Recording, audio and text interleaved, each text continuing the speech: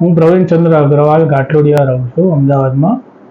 મારે 5 વર્ષથી પગમાં તકલીફ હતી ઘૂંટણ માટેની. ડૉક્ટર વિરલભાઈ પાસે હું ટ્રીટમેન્ટ માટે આવ્યો હતો. એમણે મને સજેસ્ટ કર્યું ઘૂંટણના ઓપરેશન માટેનું, જે અમે સક્સેસફુલ સારી રીતે ઓપરેશન સારું કરી આપ્યું. અત્યારે મને બહુ સરસ છે, હું ચાલી શકું છું અને પૂરો સંતોષ પણ છે.